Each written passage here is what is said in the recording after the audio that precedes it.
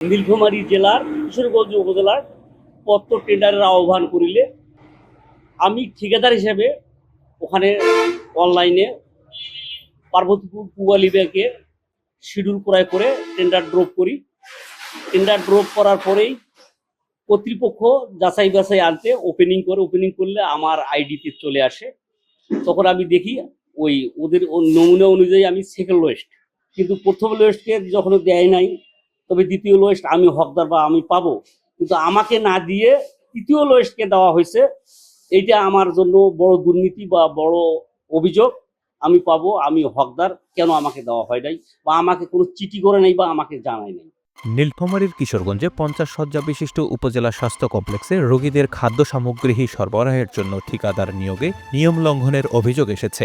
সেই সাথে পছন্দের প্রতিষ্ঠানকে কাজ দেওয়ারও অভিযোগ উঠেছে হাসপাতাল কর্তৃপক্ষের বিরুদ্ধে।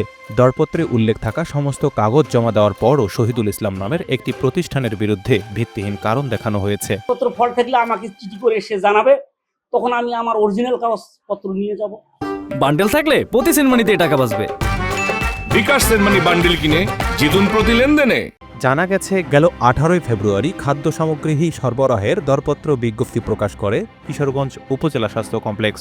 6 মার্চ নির্ধারিত সময়ের মধ্যে মোট 11টি ঠিকাদারি প্রতিষ্ঠান দরপত্র দাখিল করে।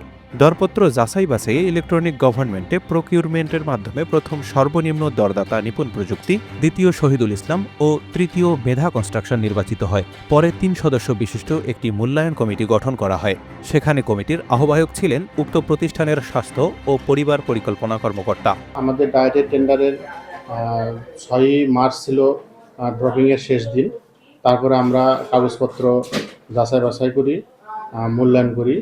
মূল্যায়ন করতে যে আমরা দেখি মানে শহীদুল সাহেব যিনি কথা বলছেন, ওনার কাগজপত্র কিছু, আমাদের যে প্রয়োজনীয় কাগজপত্র সেখান থেকে কিছু কাগজপত্র উনি সাবমিট করেন নাই, আর কিছু কাগজপত্র আমাদের শর্তের সাথে মেলে না, যার ফলে উনি প্রতিযোগিতা থেকে বাইরে চলে যান।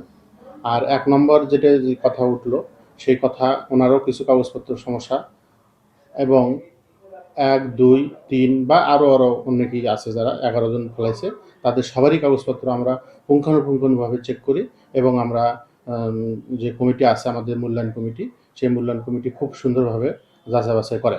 3 নম্বর যেটা কথা হচ্ছে মেধা কনস্ট্রাকশন, উনি আমাদের ফিট এই ফিট আকারে, মানে এই সুপারিশটা আকারে আমরা আমাদের বিভাগীয় অফিস, স্বাস্থ্য অফিস, সেখানে আমরা পাঠাই, সেখানে যাচাই বাছাই করে ওনাকে অনুমোদন দেওয়া হয়। গেল 6 মার্চ দরপত্র উন্মুক্ত হওয়ার কথা থাকলেও অদৃশ্য কারণে কর্তৃপক্ষ প্রথম ও দ্বিতীয় প্রতিষ্ঠানের বিরুদ্ধে ভিত্তিহীন অভিযোগ তুলে এবং তৃতীয় দরদাতা মেধা কনস্ট্রাকশনকে কাজ দেন বলে অভিযোগ শহীদুল ইসলামের।